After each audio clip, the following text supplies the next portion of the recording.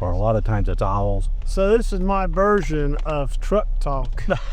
And So instead of my garage talk, it's truck talk? Truck talk. So occasionally when I'm out with another photographer and we're traveling to another destination, I will turn on the camera and we'll truck talk. So I am here today. Today's March the 5th, 2026. We've been out hiking around Morgan County, Tennessee. I'm here with Dewey Bingham from Union, Kentucky is where he's from. And he drove down here to do some photography with me. We found each other on our YouTube channels. That's how you find most people, is on a YouTube channel. So Dewey is a OM ambassador and a Leica connoisseur. I don't know if I call me that. But yeah, let me move my microphone down to my seatbelt. They pick up better that way. Yeah, anyways, we've been out photographing this morning. We started really early. I picked Dewey up at his motel in Crossville at 4 o'clock. We stopped at the Buc-ee's and got us some breakfast and coffee and tried to catch a good sunrise. It kind of fizzled. Yeah, it fizzled on us. But But it was a nice experience. And we just got done at 2 waterfalls. So, Dewey, we're gonna talk about your channel for a minute. So when did you start your photography channel? How long ago was that? Oh, geez. Truthfully, probably, I did my first video 5 years ago. 5 years ago. 5 years ago. And what was your thoughts behind it, or your inspiration to start a channel? Because YouTube, 5 years ago, YouTube was kind of in its infancy, kind of, sort of, for us. Yeah. What was my inspiration? My inspiration was a couple things. One, I was, like a lot of us, I watched YouTube, and I was really getting into this travel photographer by the name of Brendan Vance and some of the things that he was doing, and I enjoyed watching the videos. And then, of course, in my incredibly stress-filled life at that time, I needed something as a stress relief, and photography was always a stress relief for me. So, came up with the idea, just every once in a while when you're, feeling a little under pressure, you want to clear your head, go out, take a couple photographs and make a video and post it and just have fun with it. And that's really how it all started. So how long have you been doing photography? I started with film photography back in the 80s. See, isn't this a typical story, folks? I hear this all the time. When you talk to somebody in our age bracket about when they started photography, like for me, it started out as a high school elective course. And that was back in the middle 70s. And we learned everything about black and white processing, rolled our own film, went out and took pictures, the whole bit. We had assignments and what have you. And Dewey is kind of like the same age bracket, like in the 80s. Yep. So what was your first camera? Pentax. I think he asked me this question for K1000, K100. Okay, yeah. Yeah, it was all completely manual, everything. It didn't, so you had to learn pretty quickly, about f-stop and, and shutter speed. And of course with film, you take a couple images and you don't have things set right, they don't look very well. So you start trying to learn pretty quickly. And that's kind of how I got started. I was never great at it, but that's where I got started. All right, with a couple lenses my mom and dad had bought me, all right, as a Christmas gift along with the camera. And so when you started your photography journey, what did you like to take pictures of? What was your fancy? Early on, the dream for me has always really been the same. I always wanted to be a sports photographer. Okay. I love sports. I played sports. Yeah. Growing up, and I always wanted to be a sports photographer. So that was what I wanted to do, but I had to learn it first to be able to do it. Mm-hmm. All right. And it took me too long to really learn it and get good enough at it to be able to do it when I was in high school. So I had to wait, and then I really didn't get good enough at it until I was really into digital photography. Doing it and kept learning and worked my way all the way up to the big lenses and, Nikon D3. And I was, shooting the local high school where my kids went. I was shooting their sports. I was going back into other high schools because I was asked to do that and shooting their sports for them. I just could never make it get beyond the high school side of it, where my dream was really to shoot professional. Yeah. Right, professional sports. So it's a tough environment hard to break into. And I just got to the point where, I looked at it, my kids were getting out of high school and going away from it. And I said, I still like photography. It's still good for me. I enjoy being out. I got to find a way to still do that. So that's when I started migrating into landscape and into wildlife. Yeah, let's see how closely your photography career parallels someone else's career. So you were doing film when you started in the 80s. Yep. Was there a time where life got busy and you pretty much laid the camera down and kind of forgot about photography for a while? Yeah, absolutely. How long did that spell go? How long was that dry spell for you? About 1993 to 1998. So for about 5 or 6 years? Yeah. Well, that's not too bad. Mine was a little longer. I bought a film camera, a Nikkormat FTN with the 50 millimeter lens, and that's all I had. I bought a few lenses after that, but I saved my money from a paper route to buy that. And I had that camera and used it quite frequently up until about 1980. I want to say like 86 or 87. I really didn't use it much. I was busy raising the family and working and all that. And it just sat. And then it probably sat for about 14, 15 years. I didn't use it. And being that I didn't store it properly, it kind of messed things up. It got fungus in the lenses and all that junk. So it became useless. But I think my digital journey started then in about, I think it was 1999 of my first digital camera, which was a Nikon, almost like a point and shoot, but it wasn't. It was a Nikon 950. They had two models, and these were the kind that had a swivel display on them. And I had the 950 and the 990, and then I jumped right into a Nikon D1X. Okay. And that was like $5,000 just for that body. Yep. So I had a little bit longer dry spell than you did. Now, the only reason why my dry spell wasn't longer was my second child my wife was expecting our second child, and I happened to be in, I think it was Circuit City, as I remember. Circuit City, just looking around, we were looking for something else, and I happened to, you remember the old Sony Magvica? Yeah. Digital cameras? Is that the one that took the little disc? Yeah, exactly. Yeah. That caught my eye. All right, and I said, we're getting ready to have our second child. I wonder if this will work for that. So I ended up buying that 480 pixels, not megapixels. Yeah. Pixels. Yeah. All right, and it used the 2.5 inch or 3.5 inch floppy, which was really a hard disk. All right, and I used that for a few years, taking pictures of my kids and things that we did, and that's really what I had up until I got, into the D50.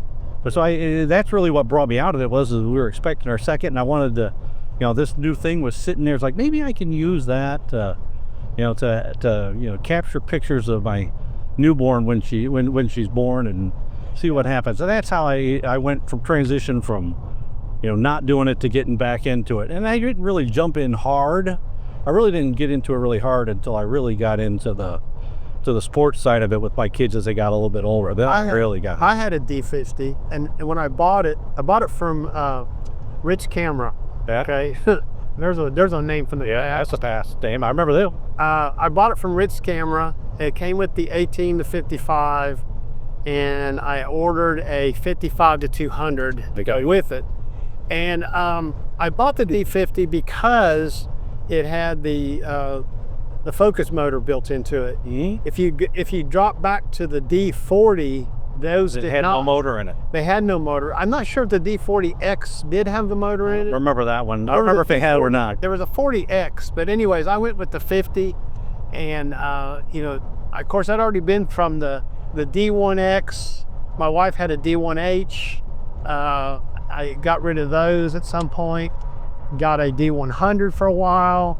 Got rid of that, and I think D50 was my next step on up as I progressed up into the D3200s and 7000s and 5000s and all that. I bought my D50 from Costco as a kit. Yeah. So that's how I got the 18 to 55 and the 70 to 300, because that was the kit. That's what they were selling, as opposed to that 55 to 200. Yeah. Which I didn't know the difference at the time. Yeah. But I used that until I burnt that camera up. I mean, the D3200, 3300s was sold at Sam's, and they came with the 18 to 55 and the 70 to 300. But the 70 to 300 that it came with did not have vibration reduction. Yeah, that was a more expensive lens. Yeah, and that really made that 70 to 300 kind of useless to use. And when you're shooting sports, all right, you're at a pretty high shutter speed. So as long as you're more than a 1-to-1, and you can handhold it and do decent, and that's what I was always doing. Because again, the kids were moving pretty quick. It got to be fun. I mean, I was taking pictures and making DVDs for people and everything else at the time. Well, I used to do that too. So you were a Nikon fanboy. Yep. And you were pretty much embedded into the Nikon ecosystem. Yep. Back in those days. Yep. Absolutely. And then so now you don't have any Nikons, right? Nope. You're done. I'm done with Nikon. I don't have any Nikon. So what happened? Why did you leave the Nikon ecosystem, and which direction did you head in? All right, so in 2014, I was shooting the Nikon D800. All right, it had come out, I forget if it was 13 or 14, but it had come out, a 36 megapixel camera, and I was, using that for different things. All right, not just to mention, I used it a little bit for sports, but not much. All right, I used the D3 for sports more than anything, but anyway, so when I got, I had the 800 and loved it. I had this 24 to 70. I had a 300 f4. I had, a 120 to 300 with teleconverter f2.8.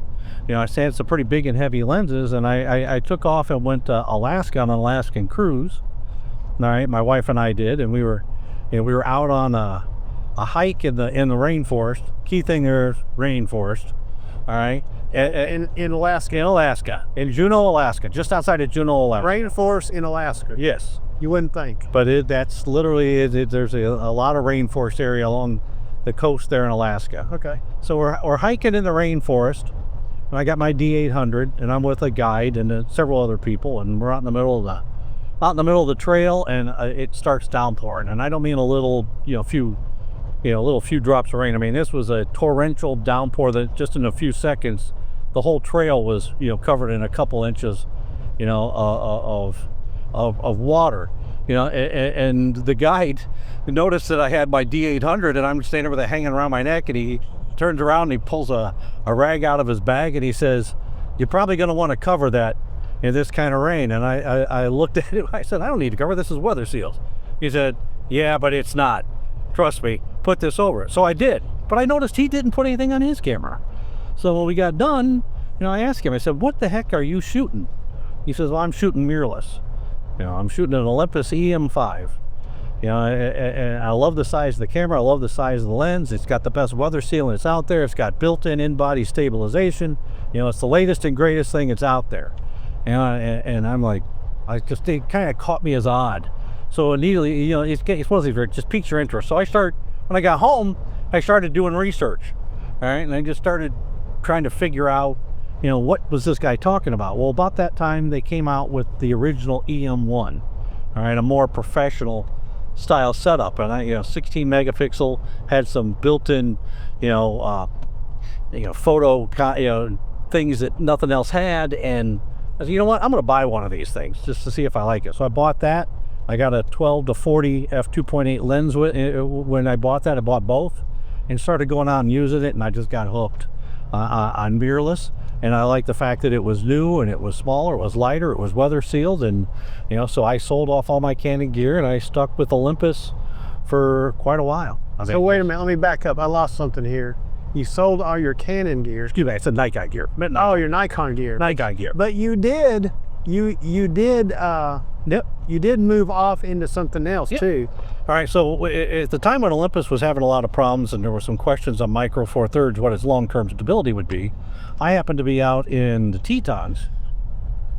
All right, and I was out, photographing with another YouTube photographer, and we were, taking pictures of, different animals in the Tetons, and he saw what I was shooting with. He said, "You know what, with your knowledge of the kind of things that you're doing, you might want to look at moving up to, a better mirrorless camera." And he said, there's some really good Nikon stuff that's out there, but Canon's out with a new series of stuff.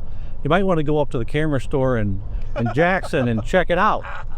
So literally the next morning, I got my wife up and we went up to Jackson Hole Camera and I started looking. The next thing I know, I own a... Oh wait, you were in Wyoming? Yeah. Oh, you weren't even home? No, we literally were up there for 3 weeks. You were on vacation? Yeah. Okay. So I bought a Canon R5 and I got a... While you was on vacation? Yeah, and I got a 15 to 35 and I got I think, what else did I get after that? I got 70 to 200. I started with 15 to 35 and 70 to 200.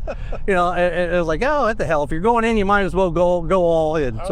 So I basically got rid of my Olympus gear and started shooting, you know, full frame Canon R5, which was great. There was nothing wrong with it. And then, you know, OM Systems started coming out with new stuff, and you know, I was watching some videos on the original or the first OM1, and you know, kind of remembered some of the computational features and things that I loved. And then they came out with the OM1 Mark II, and I'm like, you know, I better try this again. So I got myself one to try, and then I got hooked again. And so I ended up buying myself back into OM Systems and sold off all my Canon gear. That's amazing.